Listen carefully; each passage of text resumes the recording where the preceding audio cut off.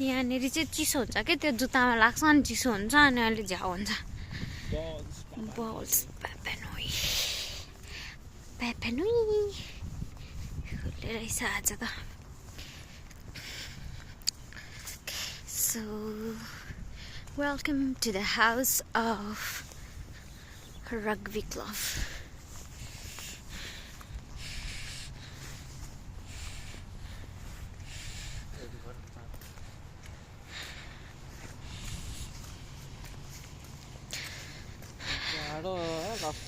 लास्टै यो कस्तो मलाई पनि लिएर हिँड्या तपाईले त म त हैन पर्दैन बस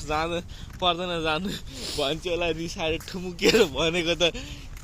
कस्तो हुनुहुन्छ अनि मलाई त्यहाँसम्म त अघि पार्कको उतासम्म छोडिदिन्छु भनेको होइन त्यो भए पनि त रिसाएर त एक्लै लिने हिँड्छ जला लाग्यो मलाई तपाईँ त यस्तो नि गर्नु हुँदो रहेछ आनन्दले बसेको गाइजहरू हेर काममा जानलाई मलाई एकछिन त्यहाँसम्म पुर्याइदिनु न अनि आधी बाटोसम्म मात्रै पुर्याइदिनु न भनेको त्यही पनि यस्तो गर्नुहुन्छ हाम्रो खास डिस्कस परिसकेको थियो क्या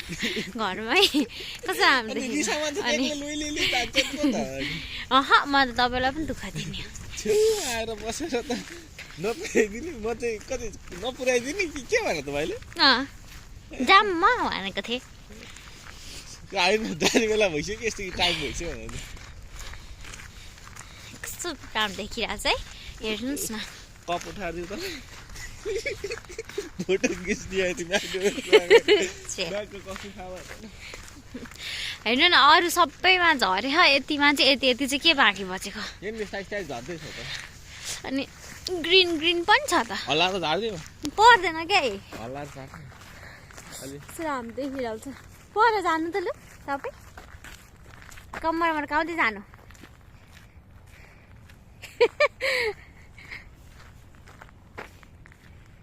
यस्तो एकदमै चिसो छ यहाँ त जुन जुलाईमा त एकदम पिक पोइन्ट हो कि क्या चिसो हुने कति ठाउँमा तर स्नो हुन थालिसकेको छ हाम्रो एरियातिर चाहिँ लु नाच्नु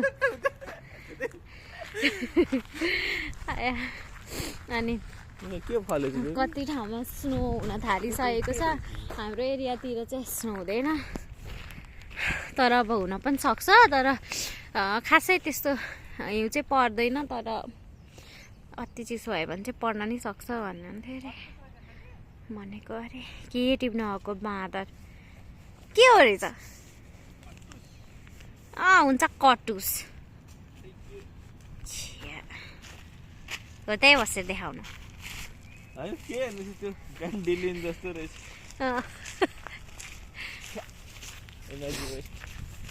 चाहिँ हाम्रो जहिले हिँड्ने पार्क हो अनि गएर चलाउनु त लु देख कसरी राखेको होला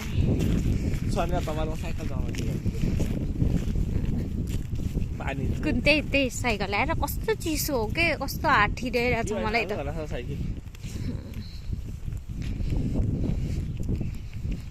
गाइज पार्कको लास्टै चिसो भयो हात त अब किप वाचिङ हाम्रो छोटो मिठो ताइना तुईको भ्लगलाई सपोर्ट गरिदिनु होला एभ्रिवान बाइ